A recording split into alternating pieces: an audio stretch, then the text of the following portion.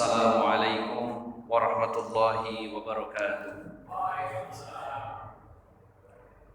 Alhamdulillahilladzi hadana li hadza wa ma kunna linahtadiya laula an hadanallah. Laqad ja'at rusul rabbina bil haqq wa nudu an tilkumul jannatu urithumuha bima kuntum ta'malun. Wa ashhadu an la ilaha illallah wahdahu la syarika lah wa ashhadu anna Muhammadan abduhu wa rasuluhu la nabiyya ba'dah. Allahumma salli wa sallim wa barik ala nabiyyina Muhammadin wa ala alihi wa sahbihi ajma'in.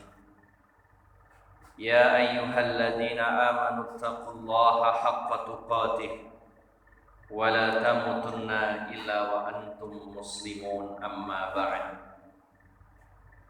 Bapak-bapak dan ibu-ibu, saudara-saudari jamaah Masjid Al-Mujahidin yang dirahmati Allah Subhanahu wa taala.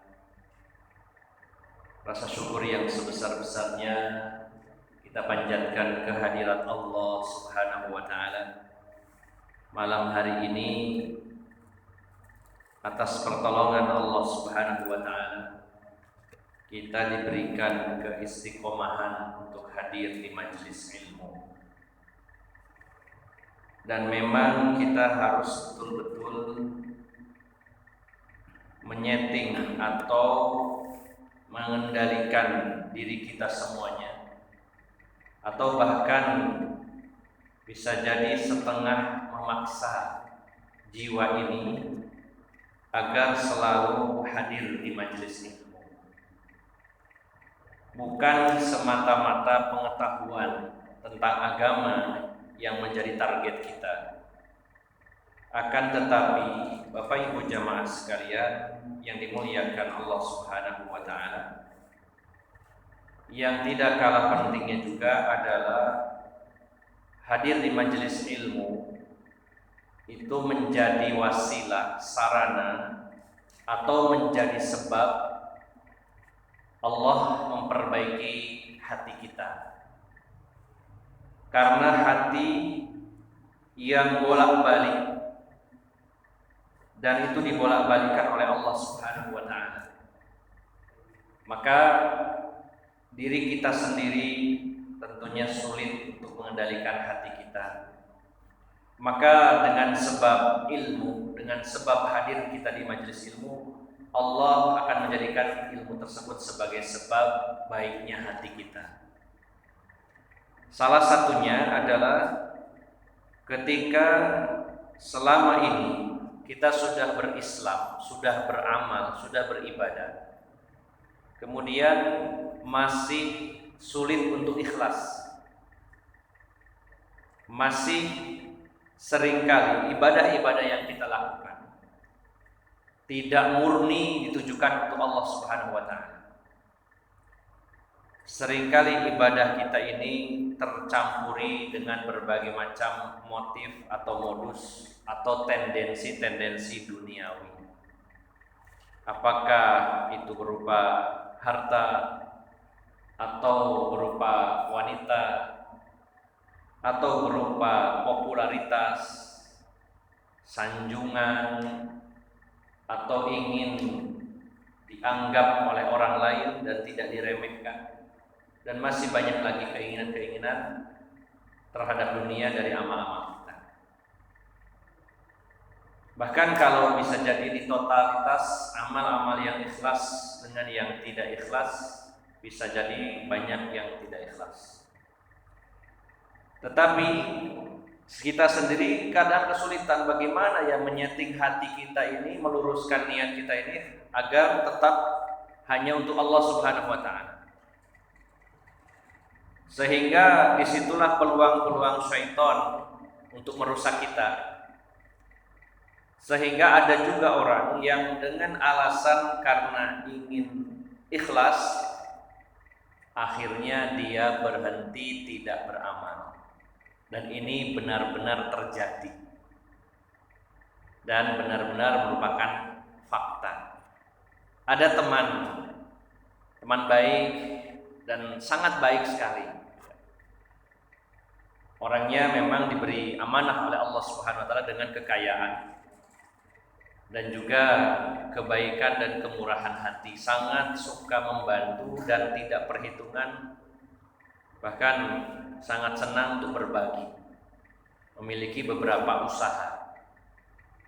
Kemudian juga aktif di lembaga pendidikan, aktif di yayasan, dan juga kegiatan-kegiatan sosial. Tapi suatu ketika tiba-tiba mengundurkan diri dari banyak kegiatannya, baik itu sebagian dari bisnisnya, bahkan salah satu bisnisnya adalah ternak ayam-ayam super, itu sampai dibagi-bagikan dan saya dapat bagiannya. Kemudian juga mundur dari yayasan, dari lembaga pendidikan, sampai kita heran ada apa sebenarnya, apa yang menyebabkan beliau menghentikan aktivitasnya. Ternyata setelah didatangi teman saya, seorang ustadz, sebabnya adalah semakin hari dengan bisnis saya ini, saya semakin terkenal. Dengan kegiatan dakwah saya semakin terkenal katanya. Dengan saya terjun di dunia pendidikan, saya juga semakin terkenal. Dan semakin terkenal, maka saya khawatir amal-amal tersebut itu nanti tidak ikhlas. Maka saya lebih baik mundur dari semua itu. Kira-kira ini sebuah kebaikan atau tidak, Pak? Sama dengan orang ingin sholat sunnah, terus mikir nanti kalau saya sholat sunnah takut ria, takut nggak ikhlas, mending nggak usah sholat. Nah, ini buktinya betapa menata hati ini tidak mudah, karena memang yang membolak-balikan hati kita ini Allah Subhanahu wa taala. Dulu para ulama, mereka pun mengalami hal serupa. Tidak serta-merta kalau sudah berpredikat ulama lantas ikhlas dalam semua ibadahnya. Para ulama berwasiat, berpesan kepada kita karena dari pengalaman hidup mereka, bahwa teruslah menuntut ilmu agama, teruslah mengaji, karena dengan sebab ilmu yang tadinya kalian itu tidak ikhlas, lambat laun Allah akan memperbaiki hati kita dengan sebab ilmu.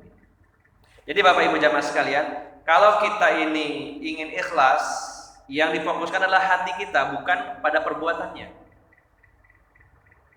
Maka terus beramal, terus mencari ilmu. Ikhlas atau gak ikhlas, jalani dulu, jangan dihentikan amal tersebut. Sambil memohon kepada Allah Subhanahu wa taala yang Maha membolak-balikan hati kita agar ikhlas. Dan salah satu wasilah yang paling utama adalah selalu hadir di majelis ilmu. Nanti Allah sendiri yang akan memperbaiki hati kita dan niat kita. Adapun masalah popularitas dan lain-lain, maka bukankah dulu Rasulullah juga terkenal sampai sekarang, bahkan sampai hari kiamat, bahkan di dunia dan di akhirat beliau sangat terkenal. Bukan menjadi penghalang seseorang untuk ikhlas dengan keterkenalannya. Bukankah Abu Bakar sangat terkenal sampai kita saja mengenal beliau dengan baik walaupun tidak pernah bertemu? Bukankah para ulama sekelas Imam Bukhari, Imam Nawawi, semuanya terkenal, walaupun tidak semua ulama terkenal dan tidak semua sahabat Nabi juga terkenal. Waktu Rasulullah Haji Wada, ada 100.000 sahabat yang hadir. Nah, kira-kira bisa tidak kita mengenali 100.000 orang? Berapa orang dari sahabat yang kita tahu nama mereka? Atau berapa orang dari para sahabat yang terkenal? Padahal jumlah sahabat Nabi waktu Haji Wada, haji terakhirnya Rasulullah, ada 100.000. Berarti banyak yang tidak terkenal. Namun yang terkenal pun bukan berarti tidak ikhlas. Maka disinilah penekanan kami di sini bahwa saya dan panjenengan semuanya berusaha untuk istiqomah hadiri majelis ilmu, karena dengan sebab itu Allah lah yang akan memperbaiki hati kita. Dan kita berharap kepada Allah Subhanahu wa taala bahwa amal-amal kita yang tidak seberapa ini mudah-mudahan bisa ikhlas dan sesuai dengan contoh Nabi sallallahu alaihi wasallam. Jangan sampai kita sudah capek-capek, susah payah, banyak pengorbanan, sudah belajar agama, menuntut ilmu agama supaya amal kita sesuai amalnya Rasulullah, tapi tidak ikhlas, maka sia-sia. Maka sekali lagi mari kita berusaha istiqomah hadir di majelis ilmu. Saya menyampaikan materi saja dan mudah-mudahan itu juga bisa memperbaiki diri saya, dan Bapak Ibu jamaah sekalian menyimak juga mudah-mudahan menjadi sebab diperbaikinya hati kita oleh Allah Subhanahu wa taala. Bapak Ibu jamaah sekalian yang dimuliakan Allah Subhanahu wa taala, malam hari ini saya membawa satu kitab yang insya Allah Bapak Ibu sudah sangat mengenal, yaitu kitab Shahihul Adabil Mufrad yang ditulis oleh Imam Bukhari. Namun yang saya bawa ini adalah Syarhu Shahihil Adabil Mufrad, syarah kitab Shahih Al-Adabul Mufrad. Kitab Shahihul Adabil Mufrad atau yang sering dikenal kitab Adabul Mufrad gitu ya. Sebenarnya lengkapnya adalah Shahihul Adabil Mufrad. Kitab Sahih tentang adab-adab pribadi muslim yang ditulis oleh Imam Bukhari. Jadi beliau mengumpulkan hadis-hadis Nabi bukan hanya dalam kitab beliau yang terkenal yaitu Sahih Bukhari, namun juga ada kitab-kitab yang lainnya. Salah satunya adalah kitab Sahih Al-Adabil Mufrad ini. Tentu dari judulnya kita sudah bisa menangkap bahwa kitab ini membahas tentang adab, tentang akhlak. Nah, Bapak Ibu jamaah sekalian yang dimuliakan Allah Subhanahu wa taala, kenapa kita perlu mengangkat tema tentang adab? Karena dulu para ulama sebelum mereka mengkhususkan diri mempelajari satu bidang atau satu disiplin ilmu agama, misalkan fokus belajar tafsir atau fokus belajar hadis atau fokus kepada bagian-bagian agama yang lainnya secara khusus, apakah itu ingin mempelajari bab tentang akidah, tentang fikih dan lain-lainnya, maka mereka mendahulukan untuk belajar adab dulu. Bahkan di antara para ulama ada yang mengatakan kami belajar adab itu selama 20 tahun lamanya, sebelum kami mendalami bidang-bidang tertentu dari pelajaran agama ini. Ini artinya setelah melewati ilmu-ilmu yang darurat, artinya ilmu daruri. Ilmu yang darurat itu adalah ilmu yang pokok yang memang harus didahulukan, seperti masalah akidah, tauhid, masalah ibadah seperti tata cara wudu, sholat, itu tentu didahulukan.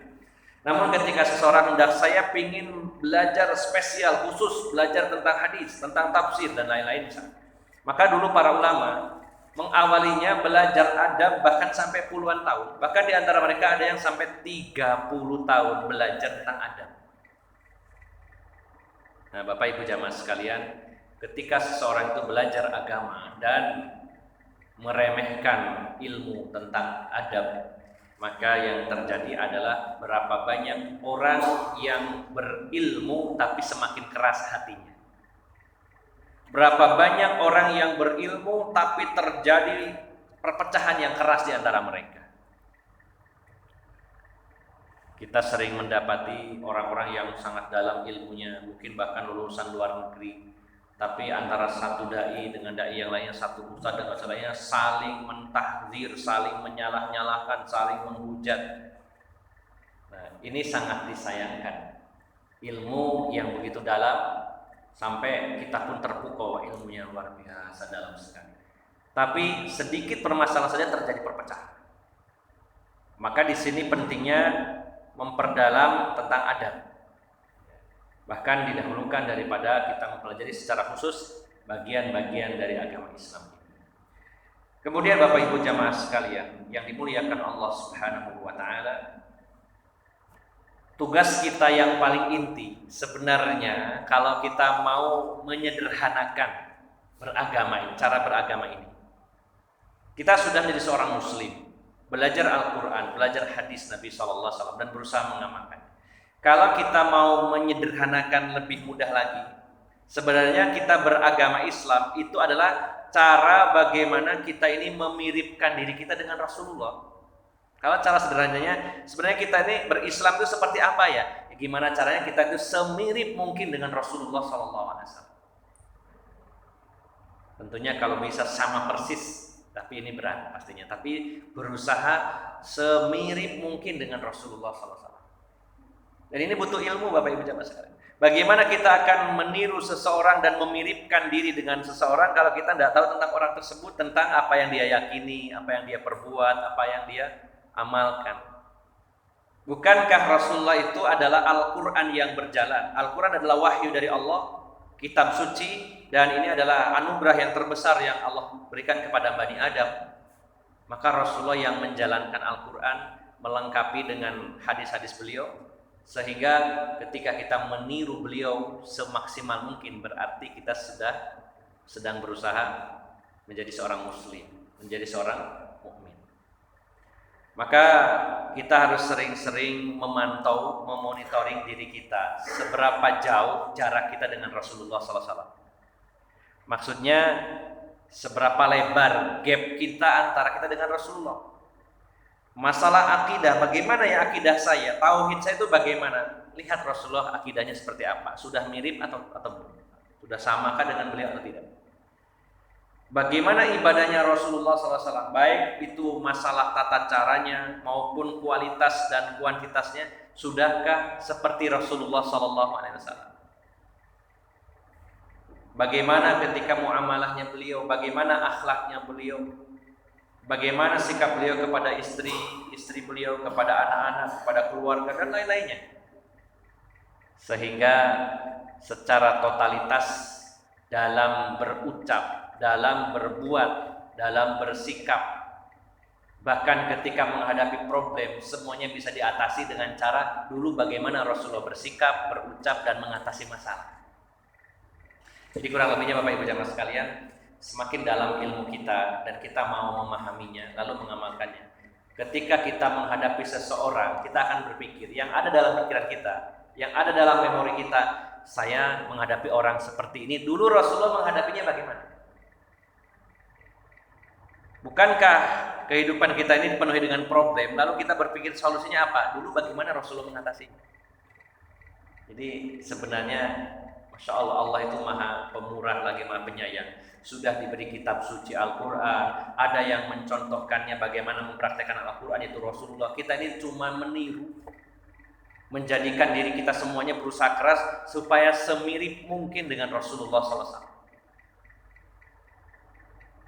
Walaupun tidak 100%, karena ada hal-hal yang memang khususkan untuk Rasulullah dan kita tidak bisa seperti beliau. Contohnya beliau menikahi 9 istri, nah itu jangan ditiru. Ya. Jangankan niru Ustaz, ya mau nambah 2 aja susahnya minta ampun ya. Cukup 1 katanya gitu ya.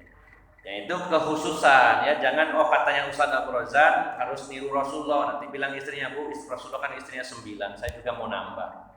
Kalau 9 nggak bisa ya paling tidak nambah nyicil lah 2 dulu gitu, misalkan begitu. Nah ini ada hal-hal yang khusus Rasulullah dan tidak bisa diaplikasikan oleh umatnya dan memang pengkhususan bagi Rasulullah SAW.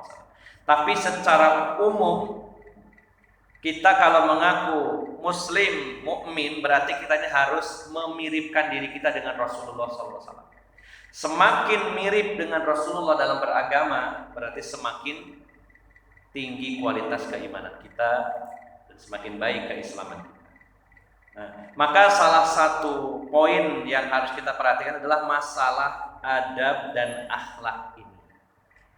Pada malam hari ini saya hanya mengutip salah satu bab dan mengambil beberapa hadis di mana bab ini sangat penting walaupun sering dibahas tapi seringkali kita lupakan. Saya mengambil syarah Sahihil Adabil Mufrad pada jilid yang kedua di halaman 72, yaitu babur rifqi, bab tentang kelemah lembutan. Bab tentang lemah lembut. Dan kita begitu mendengar kata lemah lembut, ya ini sudah bahasa yang baku dalam bahasa Indonesia, artinya bersikap lunak, lembut, penuh belas kasih sayang. Tidak dimaknai sebagai lemah terus lembut, nah gitu ya Pak. Jangan salah paham ya Pak. Oh berarti harus lemah terus setelah lemah lama-lama jadi lembut, kan itu ya. Insya Allah begitu saya bicara lemah lembut, apa yang dalam pikiran kita? Oh berarti jadi orang yang penyayang, penuh kasih sayang, halus, gitu. Bayangin. Maka dalam bab ini disebut sebagai babur rifqi, bab tentang kelemah lembutan. Hadis nomor 462. Ini sangat sering dibahas, tapi rupanya mungkin ya barangkali khususnya saya barangkali sering lupa tidak mengamalkannya. Katanya harus lemah lembut, tapi pada prakteknya sering kasar.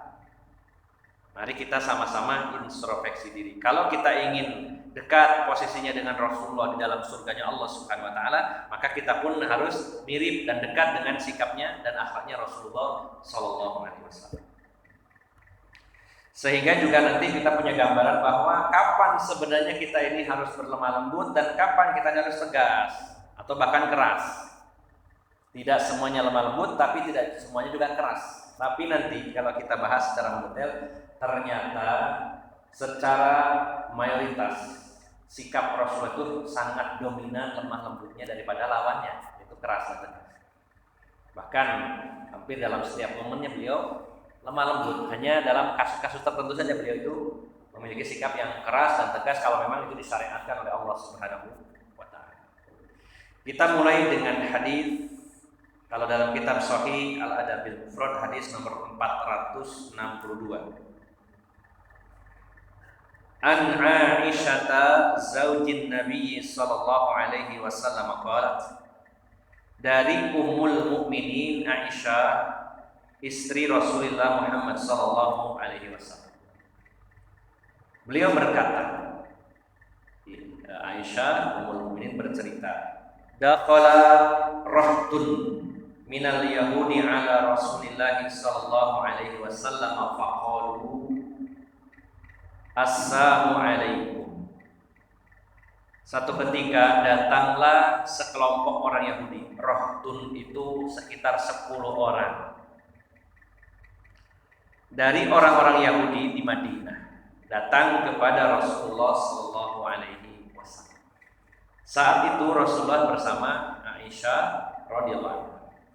Maka mereka orang-orang Yahudi itu ketika bertemu Rasulullah mengatakan assalamu alaikum.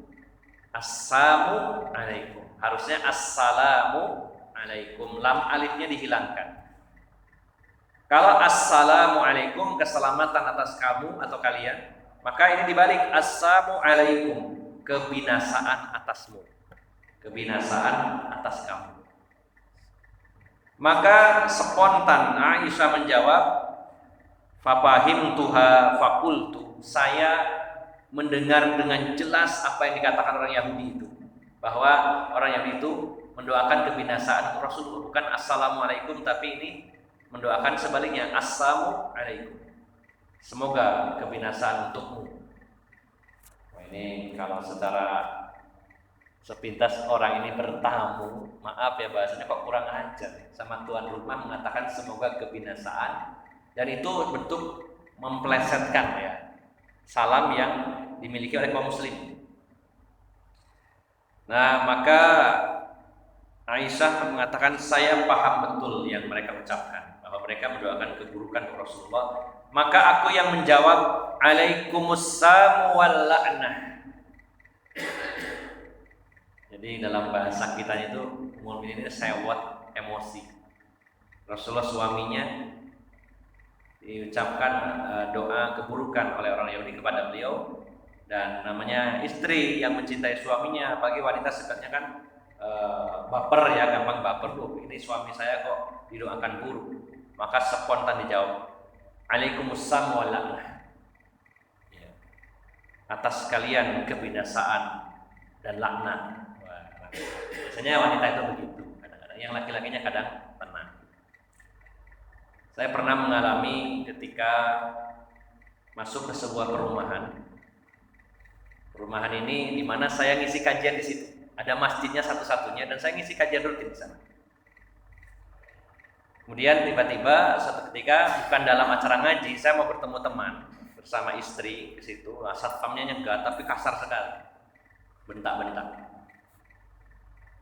Ya, karena sering kali gak kelihatan saya pakai kaos kadang gitu ya, terus dibentak-bentak saya, dimintai KTP dan lain-lainnya. Nah itu yang sewot biasanya istri.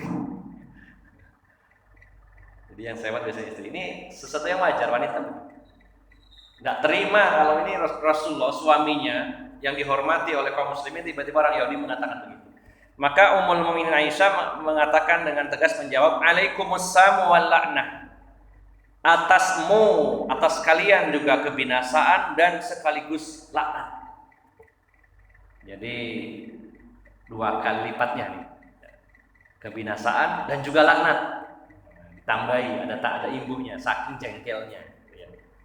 Faqala Rasulullah sallallahu alaihi wasallam, maka Rasulullah SAW bersabda, "Mahlan ya Aisyah." Kalau bahasa kita itu tenang deh, tenang. Bahasa kitanya itu mahlan, santai. Ya. Atau bahasanya pelan-pelan. Ya. Jadi Rasulullah mendinginkan dan menenangkan istri beliau Aisyah radhiyallahu anha. Maka Rasulullah menegaskan, Innallaha yuhibbur rifqa fil amri kulli. Sesungguhnya Allah itu mencintai kelemah lembutan dalam urusan semuanya. Jadi setelah ditenangkan sekaligus dinasehati. Wahai Aisyah, santai, ya, tenang, jangan tersulut emosi, jangan terbawa perasaan, santai. Sesungguhnya Allah itu menyukai kelemah lembutan wahai Aisyah dalam segala urusan. Maka Aisyah mengatakan kepada Rasulullah, "Fakultu," saya mengatakan, "Ya Rasulullah, awalam tasma' ma qalu?" Wahai Rasulullah, apakah Anda tadi tidak mendengar ucapan mereka? Barangkali engkau tidak mendengarnya dengan jelas, sementara saya mendengarnya jelas, wahai Rasulullah. Maka Rasulullah mengatakan, dia bersabda, qala Rasulullah SAW, qad qultu wa alaikumussalam. Tadi itu saya dengar dengan jelas Aisyah. Bukan berarti saya nggak tahu. Mereka mendoakan buruk pada saya, maka saya jawab juga wa alaikum. Maka begitu pula untuk kalian, itu sudah cukup. Kalau mereka mengatakan semoga kebinasaan atas kamu, maka saya sudah jawab begitu pula untuk kamu. Ya. Tapi Aisyah umumnya ya namanya juga tidak terima dan jengkel, langsung didobeli. Semoga kebinasaan untuk kalian dan juga anak. Maka Bapak Ibu jamaah sekalian, ada satu pelajaran yang sangat penting dalam hadis ini, bahwasanya saat itu kaum muslimin, yaitu Rasulullah dan kaum muslimin, memang dalam posisi mengikat perjanjian damai dengan orang-orang Yahudi di Madinah. Jadi bukan Yahudi yang saat itu memusuhi kaum muslimin, ya, hidup berdampingan memang. Ketika Rasulullah hijrah, beliau menandatangani piagam Madinah, yaitu perjanjian untuk hidup berdampingan dengan warga Madinah, khususnya orang-orang Yahudi, yaitu Bani Nadir, Bani Qainuqa, dan juga Bani Quraidah. Dan juga isi perjanjiannya adalah tidak saling mengganggu, saling melindungi, dan bersama-sama bersinergi untuk mempertahankan kota Madinah dari serangan musuh. Itu perjanjiannya antara Rasulullah, yaitu kaum muslimin, dengan orang-orang Yahudi. Sehingga posisi orang Yahudi di sana waktu itu adalah sebagai kafir zimmi. Ya, hidup berdampingan dengan kaum muslimin, sehingga mereka juga punya hak, dan mereka juga diharamkan untuk ditumpahkan darahnya, diambil hartanya, dan juga kehormatannya. Maka posisinya mereka adalah orang-orang Yahudi adalah kafir zimmi waktu itu. Sebelum kejadian nantinya mereka diusir oleh Rasulullah, yaitu Bani Nadir dan Bani Qainuqa, kemudian yang Bani Quraidah dihukum mati oleh keputusan yang disampaikan oleh Sa'ad bin Mu'adz, karena yang Bani Nadir berencana melakukan pembunuhan kepada Rasulullah SAW. Rasulullah dijebak, diundang ke kampung mereka dengan alasan diminta menyelesaikan satu perkara, tapi mereka sudah menyiapkan rencana untuk membunuh Rasulullah SAW. Mereka sudah menyiapkan batu besar untuk menggiling gandum di atas tembok, dan Rasulullah ada di bawahnya, akan ditimpakan di atas kepala Rasulullah SAW. Namun Rasulullah dapat bocoran dari malaikat Jibril, sehingga Rasulullah bergegas kembali ke kampung halaman beliau, dan mereka tidak sempat membunuh Rasulullah SAW. Setelah itu Rasulullah mengajak para sahabat untuk menghukum kampung Bani Nadir ini, dan mereka tidak ada perlawanan pada saat itu. Hanya Rasulullah menghukum mereka dengan cara mengusir mereka dari Madinah. Dan Bani Qainuqa mereka melecehkan seorang muslimah di pasar perhiasan mereka, yaitu dengan mengikat kerudung seorang muslimah sehingga ketika berdiri terbukalah auratnya, dan ada seorang muslim yang tidak terima lalu yang menggoda muslimah ini dibunuh oleh seorang sahabat, maka sahabat ini dikeroyok, dibunuh oleh orang-orang Yahudi. Sehingga Rasulullah marah dan mengepung Bani Qainuqa dan mereka takluk, akhirnya mereka juga diusir. Dan Bani Quraidah mereka berkhianat ketika kaum muslimin dikepung oleh pasukan Ahzab yang jumlahnya 10.000. Maka ini sangat bahaya, sehingga Rasulullah menyerahkan keputusan hukumnya kepada Sa'ad bin Mu'az, yaitu sahabat yang merupakan pemimpin Madinah. Maka diputuskanlah kaum lelaki Yahudi saat itu dihukum mati, ya, dan para wanitanya ditawan, gitu ya. Nah, namun pada kejadian ini orang-orang Yahudi itu masih berdampingan dengan kaum muslimin. Dan Bapak Ibu jamaah sekalian yang dimuliakan Allah Subhanahu wa taala, ini adalah satu pelajaran bahwa Rasulullah SAW mengajarkan kepada kita bahwa Allah itu mencintai kelemah lembutan dalam banyak urusan, bahkan dalam hadisnya dalam setiap perkara seluruhnya. Hanya pada kasus-kasus tertentu saja dibutuhkan keras dan tegas. Namun secara umum Allah Subhanahu wa taala menyukai kelemah lembutan. Kemudian Bapak Ibu jamaah sekalian yang dimuliakan Allah Subhanahu wa taala, kalaupun membalas, Rasulullah mengajarkannya cukup seimbang. Tapi Aisyah tadi menambahkannya, lalu Rasulullah menegur Ummul Mukminin supaya tidak berlebihan dalam membalas keburukan mereka. Kemudian kita lanjutkan lagi. Di dalam hadis dari Jabir bin Abdullah, beliau berkata, qala Rasulullah sallallahu alaihi wasallam, man yuhrima ar-rifqa man yuhramu ar-rifqa yuhramul khair. Siapa yang diharamkan kelemah lembutan, artinya siapa yang tidak memiliki sikap lemah lembut, maka dia tidak mendapatkan kebaikan. Lebih lengkapnya Bapak Ibu jamaah sekalian dalam hadis berikutnya. Satu lagi nanti kita akan jabarkan. Hadis berikutnya dari Abu Darda dari Nabi SAW, beliau bersabda, man u'tiya hazzahu minar rifqi faqad u'tiya hazzahu minal khair, wa man hurima hazzahu minar rifqi faqad hurima hazzahu minal khair. Barang siapa yang diberi bagian dari kelemah lembutan, maka sungguh dia telah diberi bagian dari kebaikan. Dan siapa yang diharamkan bagian dari kelemah lembutan, maka diharamkan mendapat bagian dari kebaikan. Kalau ada orang yang diberi anugerah oleh Allah Subhanahu wa taala dengan sikap lemah lembut, maka Allah memberikan bagian kebaikan kepada orang tersebut. Dan siapa yang tidak mendapatkannya, maka dia tidak mendapatkan bagian dari kebaikan. Pertanyaannya Bapak Ibu jamaah sekalian, kalau begitu berarti kelemah lembutan itu diberikan oleh Allah Subhanahu wa taala. Sehingga ada orang beralasan, wah kalau saya memang diberi oleh Allah sikap yang kasar, keras, ya apa-apa keras, ya iso. Alasannya begitu. Nah, Bapak Ibu jamaah sekalian yang dimuliakan Allah Subhanahu wa taala, apapun yang Allah berikan itu selalu Allah jadikan hukum sebab akibat. Ya, termasuk orang mendapat hidayah, tidak serta-merta Allah beri dan yang lain tidak diberi, tapi ada sebab-sebabnya. Seseorang menjemput hidayah Allah Subhanahu wa taala. Begitu pula Allah berikan sikap lemah lembut kepada seseorang karena orang itu memang punya kekuatan niat ya dalam hatinya untuk menjadi orang yang lemah lembut sebagaimana Rasulullah sallallahu alaihi wasallam. Maka Allah berikan kelemah lembutan kepada seseorang, nanti dia mendapat kebaikan. Nah, Bapak Ibu jamaah sekalian yang dimuliakan Allah Subhanahu wa taala, fakta di lapangan kita bertemu dengan orang apapun profesinya, siapapun dia laki atau perempuan. Kalau kita ketemu orang yang lemah lembut, kira-kira senang enggak? Dan orang yang lemah lembut, orang yang baik hati, itu di semua bidang, di semua lapangan, apapun dia pasti disukai. Contohnya pedagang. Kalau pedagang itu lemah lembut, sopan, kemudian pelayanannya baik, orang akan senang. Saya biasa langganan beli pakan ternak ya untuk ayam itu daerah Surinawan. Ada tokonya tuh 3, yang satu besar sekali, yang 2 kecil-kecil. Nah, salah satu toko yang kecil itu penjualnya itu sangat care dengan pembelinya. Ya. Kalau bicara lembut, kemudian juga sangat antusias dalam melayani. Jadi paling ramai. Ya. Kita nggak usah berpikir wah ini jangan dukunnya di mana ya.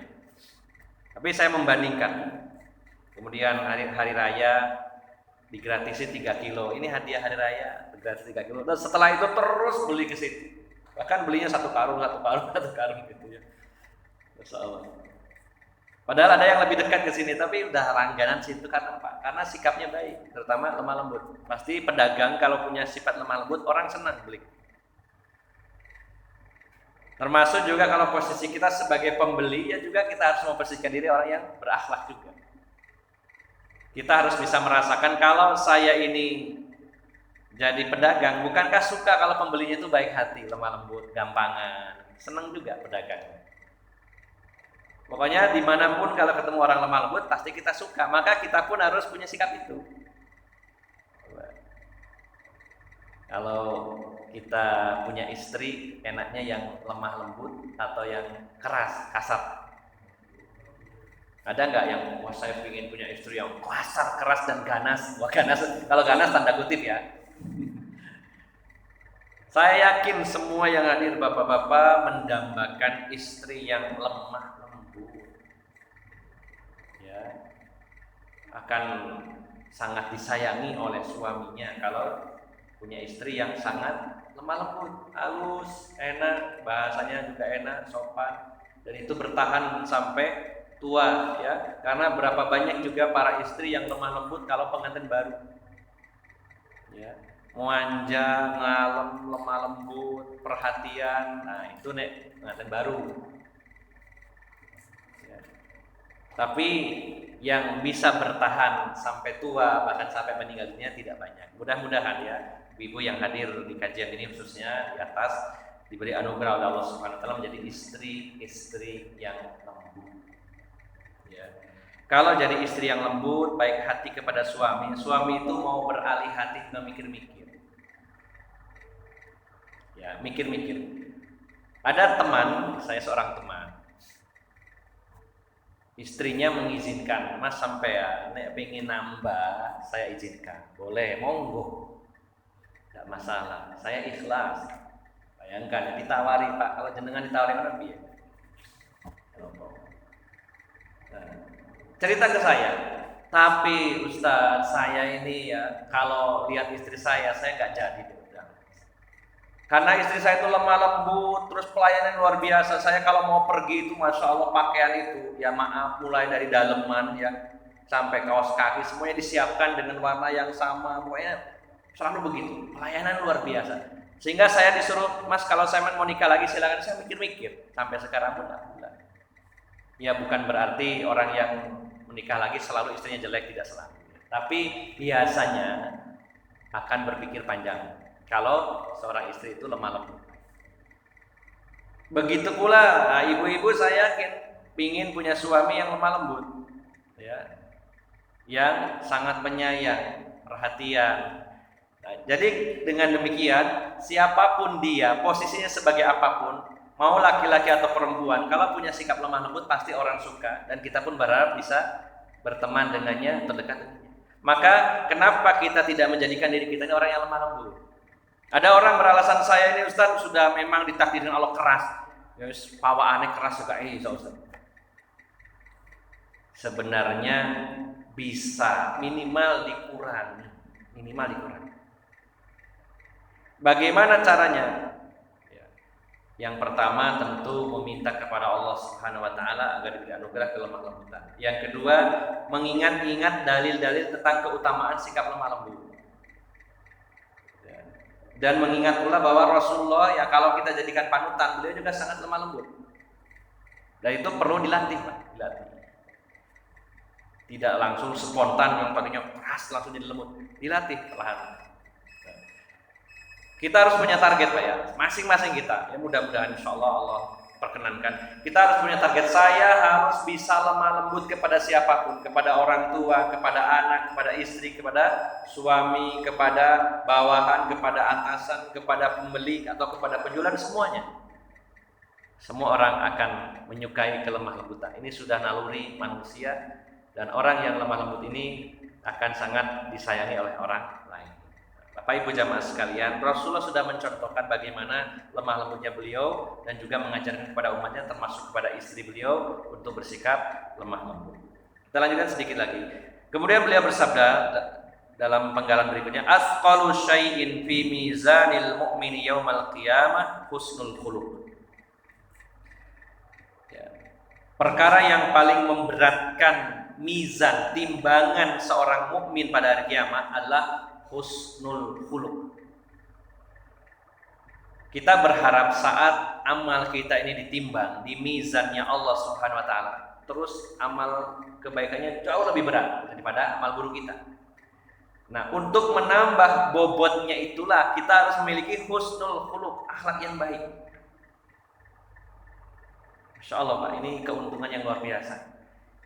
Biasanya orang itu kalau jelas keuntungannya, wah di dunia pun disukai orang, walaupun kita tidak meniat seperti itu.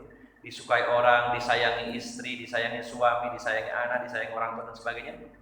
Nanti di hari kiamat ketika ditimbang amal-amal kita di mizannya Allah Subhanahu wa taala, berat sekali timbangannya karena sebab husnul khuluq, baiknya akhlak kita. Kenapa kita tidak ambil bagian dalam masalah ini? Apa sebenarnya yang menghalangi kita ini? Kok saya kok bisa lemah lembut? Kenapa ya? Perlu dipikirkan. Kalau memang kita termasuk orang yang sulit untuk berlemah lembut, suka kasar, keras, suka bentak. Kenapa ya saya bisa seperti itu? Kan saya ini umat Islam, saya umatnya Rasulullah juga lemah lembut. Kenapa saya tidak bisa seperti itu? Harus jadi target Bapak Ibu jamaah sekalian. Saya pastikan insya Allah bisa dirubah. Banyak bukti. Saya sudah ketemu banyak orang yang dulunya keras sekali, tapi sekarang jadi orang yang lemah lembut, baik, bisa, insya Allah. Diusahakan dan juga dibarengi dengan doa meminta kepada Allah Subhanahu wa taala. Kemudian Rasulullah melanjutkan, wa innallaha la yabghidu al-fahisha al-badi, dan sesungguhnya Allah Subhanahu wa taala murka dengan kekejian, ya, dengan fahisyah, yaitu kekejian. Saya baca sekilas tentang penjelasannya di sini. Dzul fuhsyu. Jadi yang disebut fahisyah itu adalah dzul fuhsyu fi kalamihi wa fi'alihi wa huwa kullu ma yustaddu qubhahu min adh-dhunubi wal ma'asi wa katsiran ma taridul fahishatu bi makna zina. Jadi sebenarnya yang dimaksud fahisyah atau al-fuhsyu adalah orang yang memiliki kekejian baik dalam ucapannya maupun dalam perbuatannya, ya. Dan semakin menjadi-jadi keburukannya karena sebab dosa dan maksiatnya. Wa katsiran, akan tetapi yang lebih banyak pendapat dari para ulama, kalau ada kata fahisyah itu adalah az-zina, ini maksudnya adalah zina. Sehingga hadis tadi Rasulullah menyatakan sesungguhnya Allah benar-benar murka kepada pelaku zina. Karena dalam Al-Quran Allah nyatakan, wala taqrabuz zina innahu kana fahisyatan wa sa'a sabila. Jauhilah oleh kalian zina, karena zina itu adalah sebuah kekejian, innahu kana fahisyah, kekejian dan juga seburuk-buruk jalan. Dan kemarin di An-Nur sudah saya sampaikan bahwa Imam Ibnu Qayyim Al-Jauziyah mengatakan bahwa LGBT atau terutama lesbian dan juga gay itu adalah fahishatul kubro, kekejian yang sangat besar. Ini sudah kita bahas kemarin di An-Nur yang sedang viral, yaitu LGBT, ya, di mana sebagian orang tidak paham atau mungkin sudah paham tapi ilmunya tidak dipakai. Padahal Al-Quran jelas 100% tidak ada keraguan lagi mengharamkan. Kemudian hadis-hadis Nabi jelas mengharamkan, bahkan melaknat, bahkan Rasulullah menyuruh untuk membunuh pelakunya. Para ulama ijma, sepakat dari zaman ke zaman tidak ada khilaf. Tidak ada di sana masalah LGBT para ulama itu berbeda pendapat, yang ini membolehkan, ini ada. Coba dicari di dalam kitab apa. Bagaimana kalau ada orang yang sepertinya ulama tapi membolehkan dengan alasan hak asasi atau demokrasi? Itu ulamanya model apa gitu ya. Karena para ulama dari zaman ke zaman sepakat bahwa lesbian, gay itu diharamkan dan termasuk dosa besar, bahkan dilaknat oleh Allah Subhanahu wa taala. Maka dalam hadis ini Rasulullah menjelaskan sesungguhnya Allah benar-benar murka, marah dengan kekejian yaitu zina, termasuk juga sejenisnya yaitu fahishatul kubra, kekejian yang besar, di antaranya adalah amalan kaum Nabi Lut yang berada di kota Sodom, sehingga perbuatannya disebut sodomi ya. Ini adalah liwat dalam bahasa Islamnya. Nah, Bapak Ibu jamaah sekalian yang dimuliakan Allah Subhanahu wa taala, hadis-hadis yang kita bahas tadi, kita baca tentang kelemah lembutan, itu bukan yang pertama kalinya. Sudah yang kesekian puluh kalinya, bahkan mungkin sudah yang kesekian ratus kalinya. Dan kita sudah terbiasa mendengar ayo kita lemah lembut atau ayo kita lemah lembut. Cuman pertanyaannya, apakah sudah kita menjadikan diri kita orang yang lemah lembut? Permasalahannya di situ. Sudahkah kita berusaha menjadi pribadi yang lemah lembut? Biasakan. Ya, biasakan. Diawali dengan murah senyum. Apa yang sebenarnya membuat bibir kita susah untuk melengkung gitu ya? Kan perlu dipertanyakan ini. Lengkungan yang meluruskan istilahnya ya. Senyum dengan senyum itu meluruskan. Ya.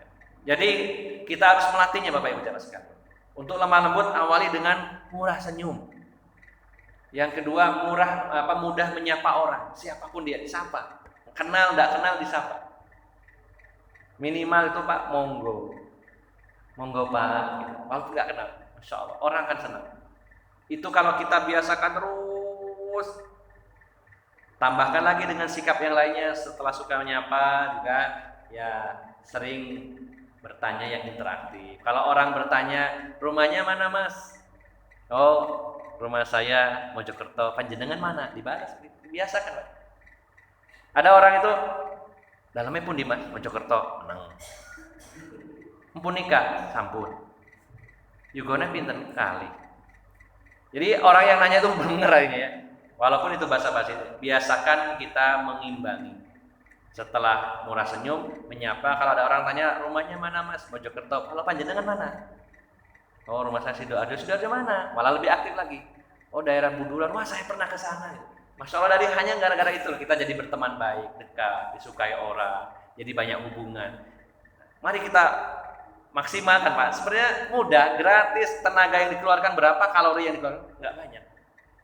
Biasakan seperti itu. Lemah lembut, halus kepada orang. Ini memang butuh ekstra dalam masalah jiwa kita yang harus ditekan, harus mengamalkan ini. Ini diajarkan Rasulullah. Kita ingin seperti Rasulullah Sallallahu Alaihi Wasallam, ditekan, dilatih terus-terus. Kalau sudah terbiasa, Masya Allah, kalau sudah terbiasa, orang itu akan merasa tidak nyaman kalau tidak melakukan itu. Dan insya Allah akan jadi pribadi yang disenangi oleh Allah Subhanahu wa Ta'ala dan disenangi oleh para malaikat Allah, sehingga Allah akan menanamkan rasa senang dan kasih sayang di tengah-tengah manusia kepada orang tersebut. Hanya orang-orang yang dengki, iri kepadanya lah yang akan membenci orang tersebut. Sebagaimana Rasulullah SAW dikagumi oleh lawan maupun oleh kawan, walaupun banyak di antara mereka yang memusuhi beliau, namun bukan karena kejahatan keburukan beliau, justru karena kejahatan mereka. Maka kajian-kajian tentang adab dan akhlak ini harus sering kita ulang-ulang, kemudian kita renungkan secara mendalam, kita resapi, dan kita introspeksi diri. Apakah saya sudah seperti Rasulullah dalam masalah adab dan akhlak atau belum? Kalau belum, terus kita latih, mohon kepada Allah Subhanahu wa Ta'ala agar menjadi pribadi yang mulia, yang berakhlakul karimah. Mudah-mudahan walaupun sederhana dan singkat, mudah-mudahan bermanfaat. Yang paling penting menjadi penggugah bagi kita semuanya agar kita berusaha maksimal menjadi pribadi yang berakhlak mulia. Semoga Allah Subhanahu wa Ta'ala yang maha membolak-balikan hati kita, memperbaiki dan membersihkan hati kita semuanya, sehingga dengan hati yang baik dan bersih melahirkan sikap dan juga omongan atau pembicaraan yang baik dan menyenangkan. Demikian dari awal hingga akhir, saya mohon maaf yang sebesar-besarnya. Aqulu qouli hadza wa astaghfirullah li wa lakum wa akhiru da'wana anil hamdulillahi rabbil alamin. Wassalamu alaikum warahmatullahi wabarakatuh.